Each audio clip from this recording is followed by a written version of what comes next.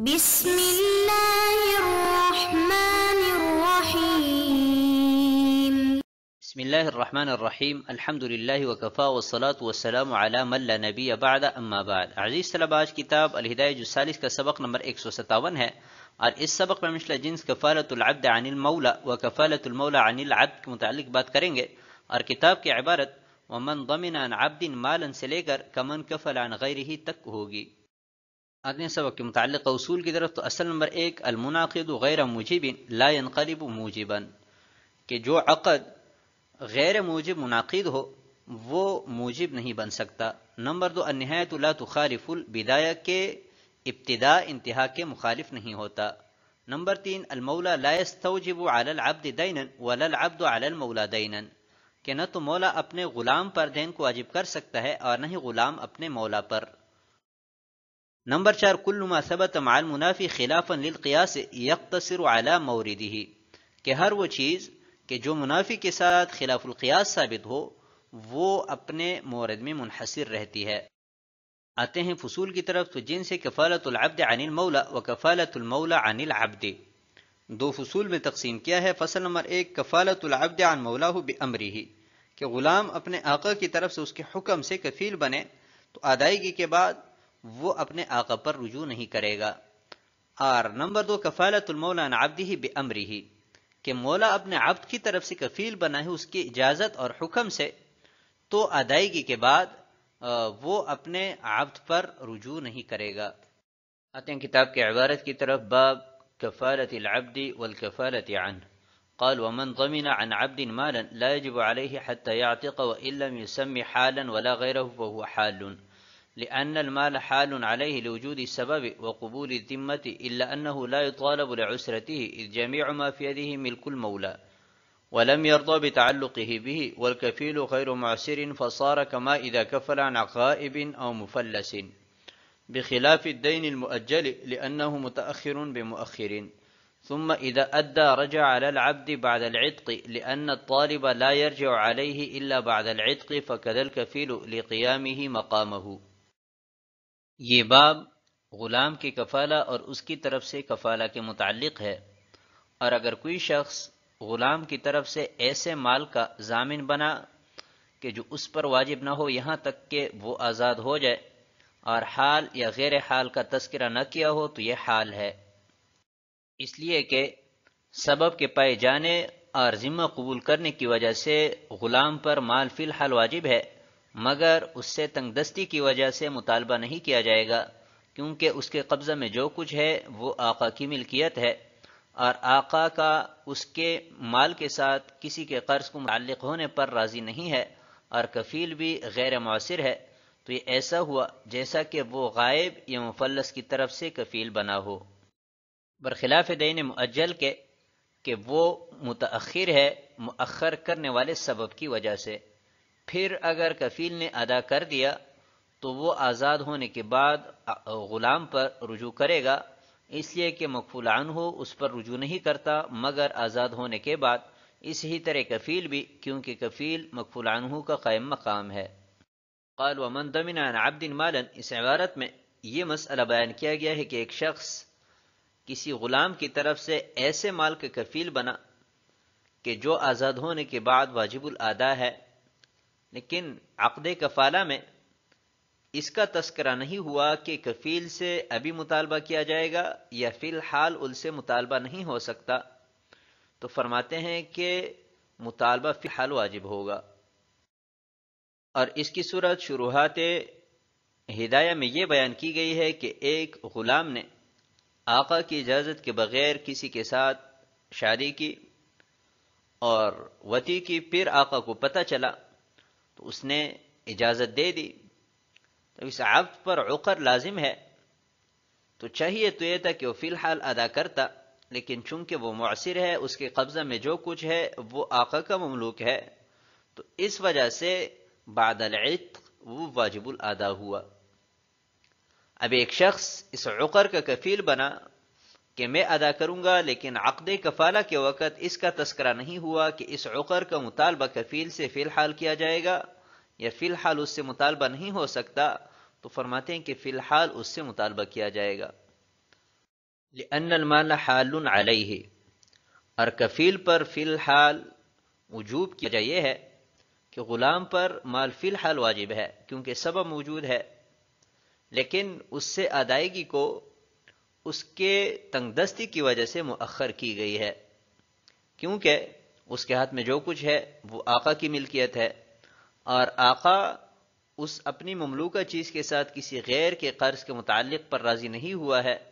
لہذا اس وجہ سے غلام سے مطالبے کو مؤخر کیا۔ اور جہاں تک کفیل کی بات ہے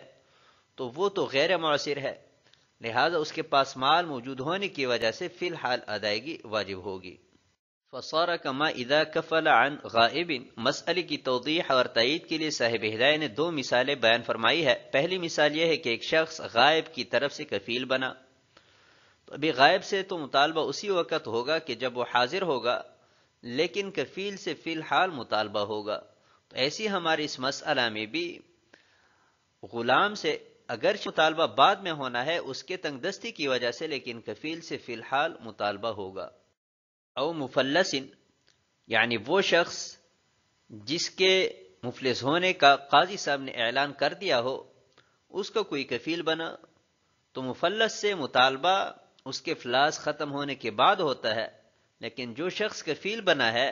تو اس کفیل سے فی الحال مطالبہ ہوتا ہے۔ تو ایسی ہمارے اس مسئلہ میں بھی کہ عبد سے اگرچہ مطالبہ بعد میں ہے تنگ دستی کی وجہ سے، لیکن کفیل سے فی الحال مطالبہ کیا جائے گا۔ بخلاف الدین المؤجل، یہ ایک سوال مقدر کا جواب ہے۔ سوال یہ ہے کہ عبد سے بعد میں مطالبہ ہونا ہے، تو یہ دین مؤجل کی مانند ہوا۔ تو جیسے دین مؤجل کی صورت میں کفیل اور مکفول عنہ دونوں سے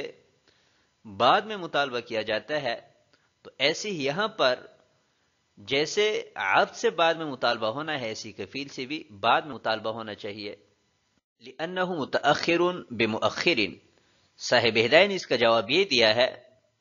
کہ دین مؤجل میں سبب تأخیر جو کہ تاجیل ہے وہ مکفول عنہ کے حق میں موجود ہے، تو ہم نے کفیل کے حق میں بھی ثابت کر دیا، یعنی جیسے مکفول عنہ سے بعد میں مطالبہ ہونا ہے ایسی ہی کفیل سے بھی بعد میں مطالبہ واجب کر دیا گیا، برخلاف اس صورت کے کہ یہاں پر سبب تأخیر موجود نہیں ہے، بلکہ مکفول عنہ جو کہ عبد ہے اس پر فی الحال مال واجب ہے، لیکن عذر کی وجہ سے تاخیر کیا گیا ہے، تو جیسے مکفول عنہ پر فی الحال واجب ہے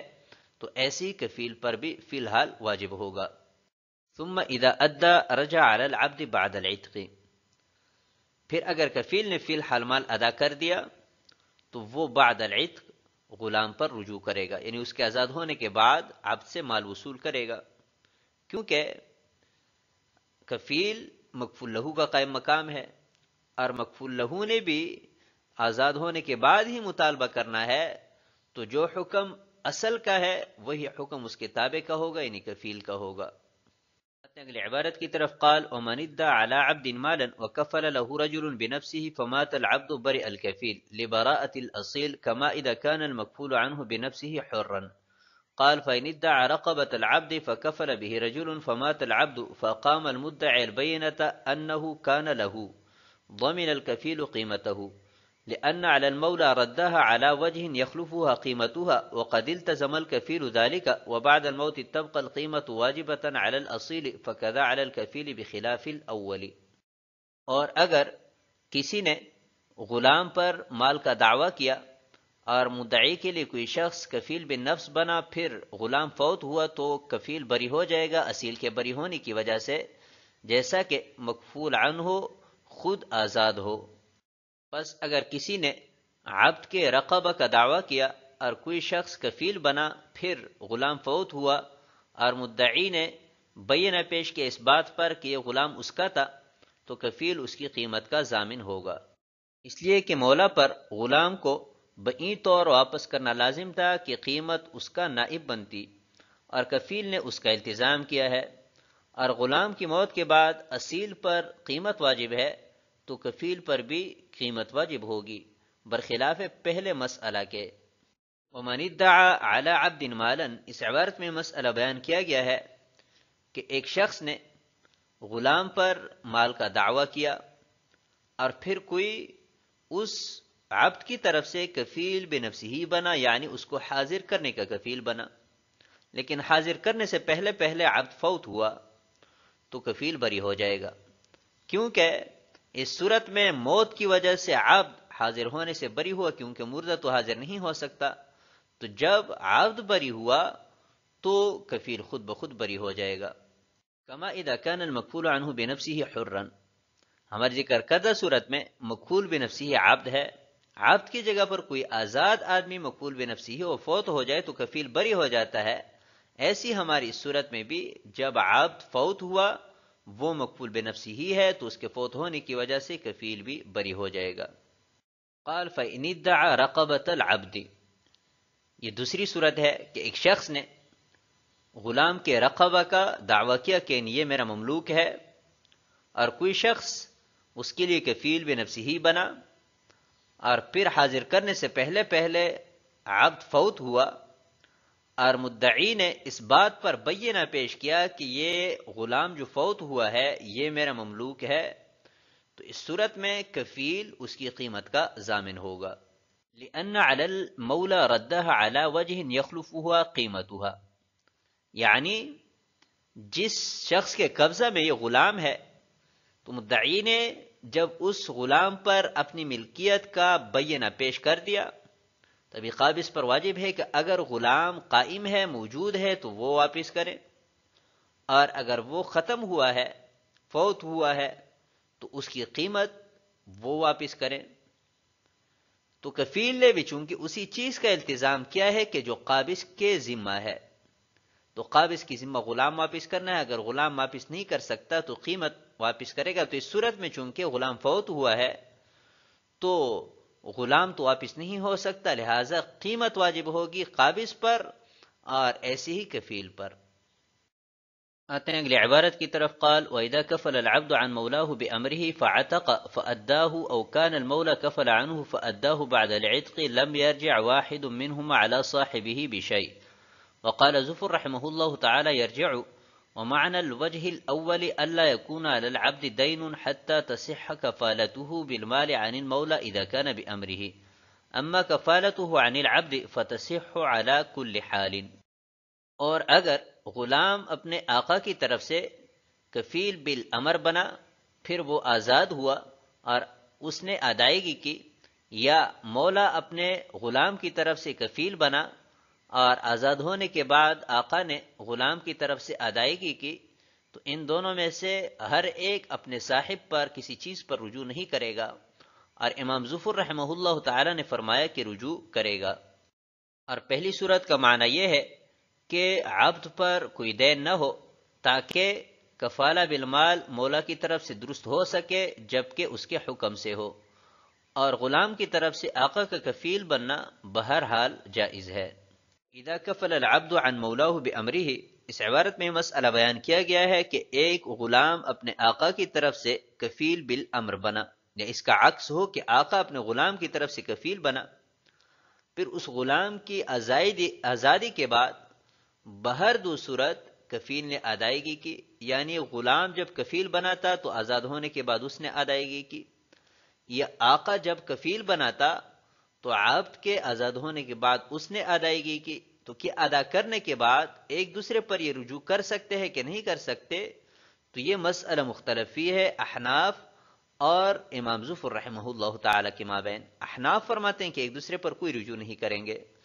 اور امام ظفر رحمہ اللہ تعالی نے فرمایا ہے کہ رجوع کریں گے۔ ومعنى الوجہ الاولی، پہلا مسئلہ یعنی عبد جب آقا کی طرف سے کفیل بالامر بناتا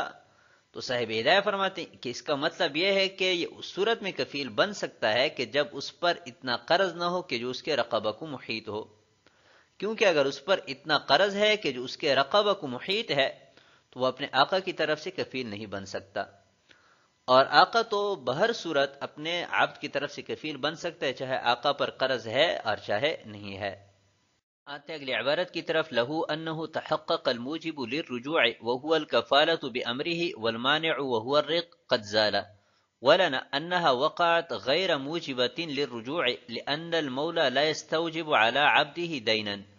وَكَذَا الْعَبْدُ عَلَى مَوْلَاهُ فَلَا تَنْقَلِبُ مُوجِبَةً لِلرُّجُوعِ أَبَدًا كَمَنْ كَفَلَ عَنْ غَيْرِهِ بِغَيْرِ أَمْرِهِ فَأَجَازَهُ۔ اور امام ظفر رحمہ اللہ تعالی کی دلیل یہ ہے کہ رجوع کے لیے موجب متحقق ہے، اور وہ موجب کفالہ بالامر ہے، اور رجوع سے مانع وہ رقیت تھی جو کہ زائل ہو چکی ہے۔ اور ہماری دلیل یہ ہے کہ کفالہ کے واقع ہونے کے وقت وہ رجوع کے لیے موجب نہیں تھا، کیونکہ آقا اپنے غلام پر قرض کو واجب نہیں کر سکتا اور نہ ہی عبد اپنے آقا پر، لہذا یہ ہمیشہ کے لیے رجوع کا موجب نہیں بنے گا۔ جیسا کہ اگر کوئی شخص کسی کی طرف سے اس کی اجازت کے بغیر کفیل بنا اور پھر اس نے اجازت دے دی، لہو انہ تحقق الموجب للرجوع، یہ امام ظفر رحمہ اللہ تعالی کی دلیل ہے کہ رجوع کرنے کا جو موجب ہے وہ متحقق ہے، موجود ہے، اور وہ کفیل بالامر ہونا ہے، یعنی آقا کی اجازت سے وہ کفیل بنا ہے یا آقا اس کی اجازت سے کفیل بنا ہے۔ تو جب کوئی شخص کفیل بالامر بن جائے تو بعد الادا اس کو رجوع کا حق حاصل ہوتا ہے۔ البتہ یہاں پر ایک مانعتی رقیت کہ رقیق اپنے آقا پر مال کو واجب نہیں کر سکتا اور نہ ہی آقا اپنے رقیق پر مال کو واجب کر سکتا ہے، اور وہ مانع زائل ہو گئی کیونکہ وہ آزاد ہو گیا ہے۔ ولنا انہا وقعت غیر موجبۃ للرجوع، یہ جمہور احناف کی دلیل ہے کہ جس وقت کفالہ کا انعقاد کیا جا رہا تھا تو اس وقت یہ کفالہ غیر موجب للرجوع تھا، یعنی اس کی وجہ سے کفیل کو رجوع کا حق حاصل نہیں تھا، کیونکہ رقیت قائم تھی۔ رقیق اپنے آقا پر قرض کو واجب نہیں کر سکتا اور نہیں آقا اپنے رقیق پر، لہذا جب عند الانعقاد غیر موجبہ تھا تو یہ ہمیشہ کے لیے غیر موجبہ ہی رہے گا، اور مکفول عنہ پر کفیل کو ادائیگی کے بعد رجوع کا حق حاصل نہیں ہوگا۔ کمن کفل عن غیرہ بغیر امرہ، یعنی جیسے کفیل خود اپنی خوشی سے کفیل بن جائے مکفول عنہ کی اجازت کے بغیر، تو بعد الادا اس کو رجوع کا حق حاصل نہیں ہوتا، اگرچہ بعد میں مکفول عنہ نے کفالہ کی اجازت دی ہو۔ تو ایسی ہی یہاں پر بھی کہ عند الانعقاد غیر موجبہ تھا تو ہمیشہ کے لیے غیر موجبہ ہی رہے گا۔ آتے ہیں اگلی عبارت کی طرف، قال ولا تجوز الكفالة بمال الكتابة حر تكفل به او عبد لأنه دين غير مستقر لثبوته مع المنافي فلا يظهر في حق صحة الكفالة، ولأنه لو عجز نفسه سقط ولا يمكن إثباته على هذا الوجه في ذمة الكفيل، وإثباته مطلقا ينافي معنى الضم لأن من شرطه الاتحاد. قال وبدل السعاية كمال الكتابة في قول أبي حنيفة رحمه الله تعالى لأنه كالمكاتب عنده والله تعالى أعلم. اور مال کتابت کا کفارہ جائز نہیں ہے، کفالت چاہے آزاد کریں یا غلام، اس لیے کہ یہ ایسا دین ہے کہ جو مع المنافی ثابت ہے، لہذا صحت کفالہ کے حق میں ظاہر نہ ہوگا، اور اس لیے کہ غلام اگر مال کتابت سے اپنے آپ کو عاجز کریں تو مال کتابت ساقط ہو جائے گا، اور بئی طور کفیل کی ذمہ میں ثابت کرنا ممکن نہیں ہے، اور مطلقاً ثابت کرنا ضم کے معنی کی منافی ہے، اس لیے کہ ضم کے لیے شرط اتحاد ہے۔ امام صاحب کے قول کے مطابق سعایہ کا بدل کتابت کے بدل کی مانند ہے، اس لیے کہ سعایت کرنے والا امام صاحب کے ہاں مکاتب کی طرح ہے۔ قال ولا تجوز الكفالة بمال الكتابة، اس عبارت کو سمجھنے سے پہلے بات آپ ذہن میں رکھیں کہ اگر دین مستقر ہے، من کل الوجوہ ثابت ہے، تو اس دین کے کفیل بننا درست ہے، اور اگر غیر مستقر ہے، من وجہ ثابت ہے، تو اس کا کفیل بننا جائز نہیں ہے۔ تبھی مسئلہ یہ ہے کہ مال کتابت کا کفیل بننا جائز ہے کہ نہیں ہے، تو امام قدوری رحمہ اللہ تعالی ذکر فرماتے ہیں کہ کفیل بننا جائز نہیں ہے، کفالت چاہے آزاد شخص کریں اور چاہے غلام کریں۔ اور عدم جواز پر دو دلیلیں ذکر فرمائی ہے۔ پہلی دلیل یہ ہے کہ لأنہ دین غیر مستقر، کہ مال کتابت یہ ایسا دین ہے کہ جو من وجہ ثابت ہے، غیر مستقر ہے، اور غیر مستقر ہونے کی دلیل یہ ہے کہ مع المنافی ثابت ہے، اور منافی یہاں پر رقیت ہے، کہ مکاتب پر جب تک 1 روپیہ بھی مالی کتابت کا باقی ہے تو رقیق ہے، اور رقیق پر آقا کا دین ثابت نہیں ہوتا. لیکن یہاں پر نص کی وجہ سے خلاف القیاس ثابت ہے، یہ دین من وجہ ثابت ہے اور من وجہ ثابت نہیں ہے. تو جو دین من وجہ ثابت ہو اس کا کفیل بننا درست نہیں ہے. وَلِأَنَّهُ لَوْ عَجَّزَ نَفْسَهُ، مالک کتابت کا دین غیر مستقر ہونے کی دوسری دلیل ہے کہ اگر مکاتب اپنے آپ کو عاجز قرار دیں تو یہ دین ساقط ہو جاتا ہے. اور دین مستقر وہ ہوتا ہے کہ جو یا تو ادا سے ساقط ہوتا ہے یا ابرا سے. تو مالک کتابت نہ تو ادا سے ساقط ہوا ہے نہ ہی ابرا سے، بلکہ مکاتب کے عاجز ہونے سے ساقط ہوا ہے. تو اس سے معلوم ہوا کہ دین غیر مستقر ہے. ولا يمكن اثباته على هذا الوجه، ابھی عقد کفالہ مالک کتابت سے جائز ہو اس کی 2 صورتیں ہو سکتی ہے. ایک صورت تو یہ ہے